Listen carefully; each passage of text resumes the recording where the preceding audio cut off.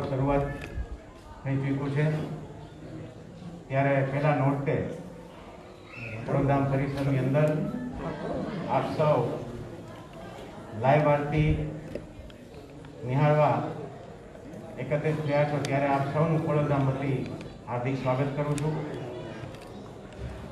અત્યારની પરિસ્થિતિની અંદર જે પ્રભુએ આપણી માથે આફત મૂકી છે એ આફતને જોતા આપણે એકદમ સાવચેતીથી ખોડલધામ પરિસર અને ખોડલધામની દરેક એક્ટિવિટી ચલાવી રહ્યા છે. આપ સૌને મારી નમ્ર અપીલ છે, વિનંતી છે કે આપ આ લાઈવ આરતી વધુમાં વધુ બધા લોકોને પહોંચાડો એ મારી વિનંતી છે. કોવિડ-19 સમય દરમિયાન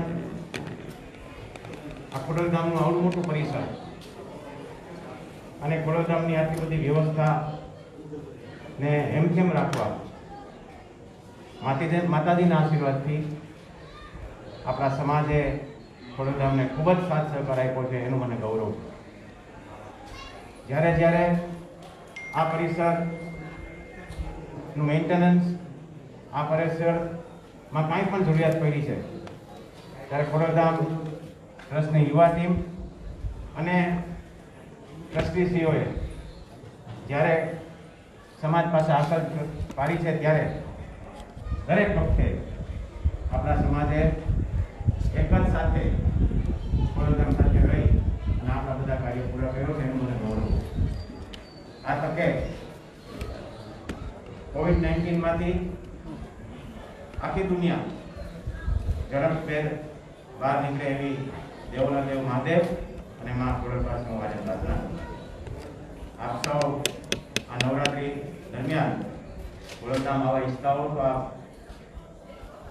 ખુશીથી આવજો, પણ જે સરકારના નિયમો સાથે સાથે જે ખોડલધામના નિયમો છે એનું આપ પાલન કરશો એવી મને આશા છે. ફરીથી આ મહામારીમાંથી સમગ્ર દુનિયા આપ સૌના પરિવારને મા ખોડલ હરમે સ્વસ્થ રાખે એવી પ્રાર્થના સાથે જય મા ખોડલ.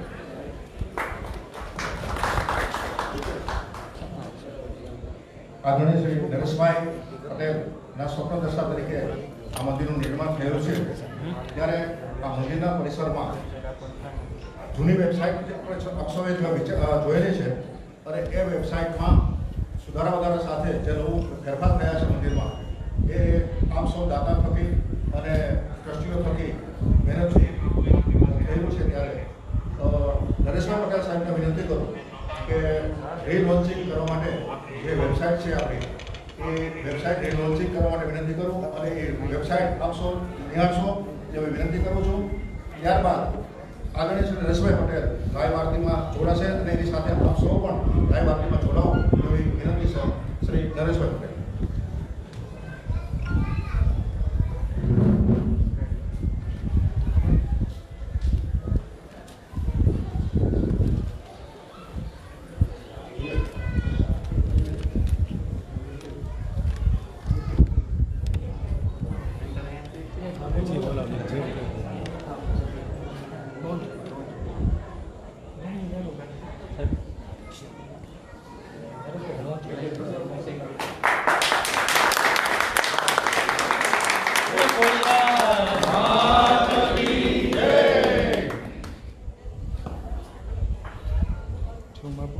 તમે લઈ લીધું લેપટોપ,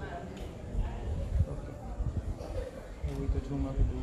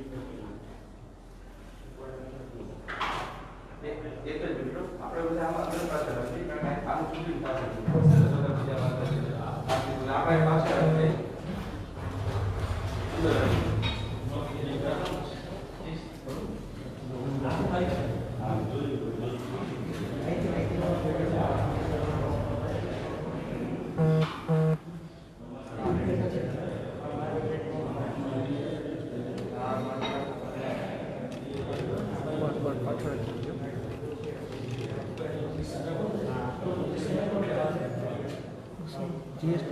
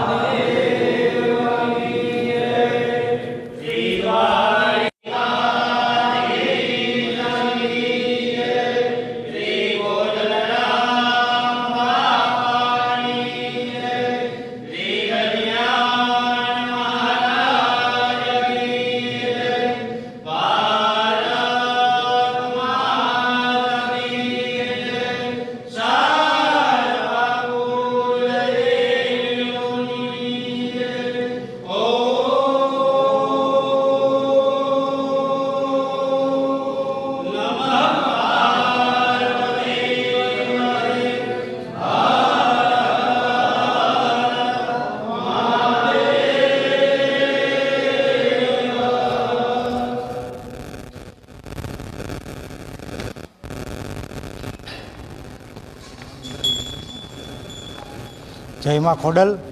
આજે પ્રથમ નોરતે આપણે જીએસટીવીના ફેસબુક પેજ ઉપર માં ખોડલની આરતી લાઈવ નિહાળી. અમારી ચેનલ જે ફેસબુક પેજ છે તેના ઉપર આરતી જે લાઈવ નિહાળી, એની સાથે સાથે તમે અત્યારે જોઈ શકો છો કે ખોડલધામ ટ્રસ્ટ છે તેના તમામ ટ્રસ્ટીઓ અત્યારે અહીંયા ઉપસ્થિત છે. પ્રથમ આરતીની અંદર આજે બધા ટ્રસ્ટીઓએ પોતે પ્રથમ નોરતાઓએ પ્રથમ આરતીનો ભાગ લીધો છે. આપણે જે નરેશભાઈ છે જે ચેરમેન છે અત્યારે ખોડલધામ ટ્રસ્ટના, આપણે તેમની સાથે વાત કરવાનો પ્રયત્ન કરશું.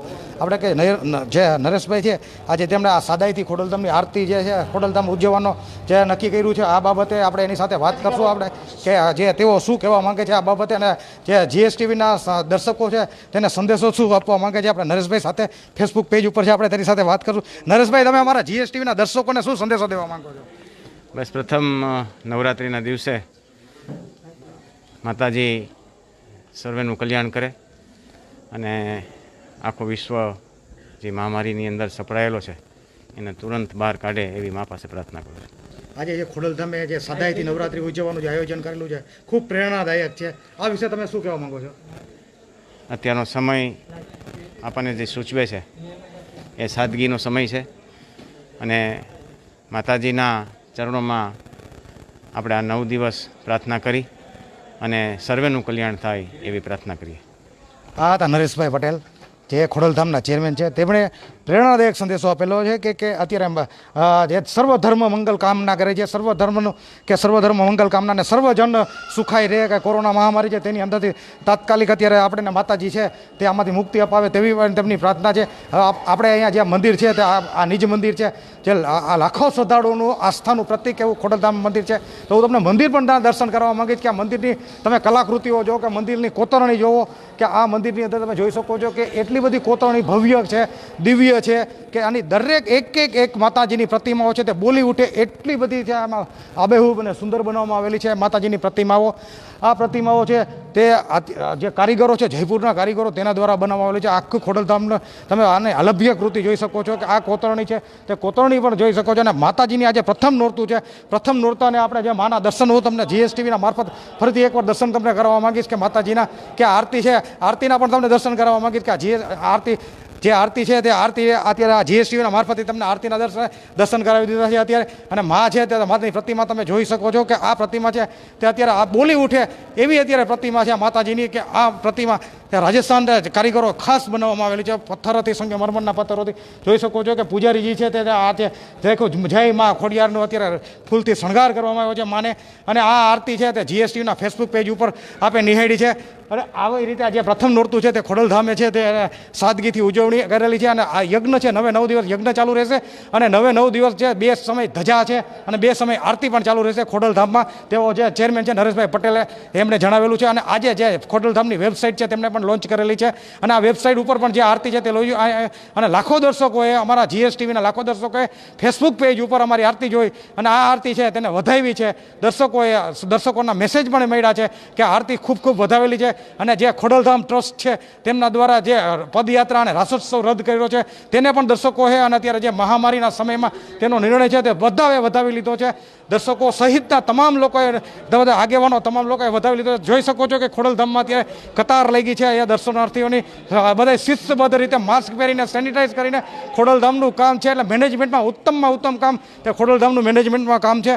અને માતાજીના દર્શન પણ કરાવે છે અને સાથોસાથ છે સામાજિક સંદેશો પણ આપે છે ખોડલધામ ટ્રસ્ટ દ્વારા. ચારે બાજુ જોઈ શકો છો કે ખોડલધામ ટ્રસ્ટમાં અત્યારે જે સામાજિક નિયમો છે, જે સોશિયલ ડિસ્ટન્સના નિયમો પાડી અને આરતી ઉતારી અને બધું કામ અત્યારે પૂર્ણ થયું છે માતાજીનું. અને દરેક લોકો જે ભાવિકો છે તે હવે પોતપોતે દર્શન કરી અને પોતપોતાના ઘરે જશે. આજે અન્નપૂર્ણાલય પણ ખોલવામાં આવ્યું છે, એટલે કે કોઈ ભાવિકો હોય તેને છે ને ભૂખ્યાને ભોજન કરવું હોય એવું છે. બાપા જલારામ બાપાનું બાજુમાં છે એવું જ ખોડલધામનું છે કે અહીં અન્નપૂર્ણાલય પણ ખોલી દીધેલું છે, કે તેમાં અન્નપૂર્ણાલયમાં પણ કોઈને પ્રસાદ લેવો હોય તો પણ આજના દિવસ છૂટ છે. અત્યારે માતાજીના ધજાના પણ દર્શન કરવા માંગીશ તમને, કે અહીંયા ધજા જે છે 2 સમયે ધજા ચડાવવામાં આવે છે. તો આ ધજાના પણ દર્શન કરવા માંગીશ કે ધ્વજાજી રોહણ થાય છે, કે આ ધજાજી છે તે ધ્વજાજીનું પણ દર્શન કરાવી દઈએ. એટલે છેલ્લી એક મનોકામના જે દર્શકોની હોય જીએસટીવીના તે પણ પૂર્ણ થઈ, કે ધજાજીના પણ દર્શન કરાવી દીધા છે. સાથે સાથે તમામ જે ચેરમેન નરેશભાઈ પટેલે આપણને સંદેશો પાઠવ્યો અને ધજાજી અને માતાજીની જે દર્શન કરાવ્યા અને સાદગીથી જે ઉજવણી કરી છે તે બદલ જીએસટીવીના દર્શકો પણ જે ખોડલધામનો ટ્રસ્ટ છે, નરેશભાઈ પટેલ છે, તેમનો ખૂબ ખૂબ આભાર માને છે. કેમેરા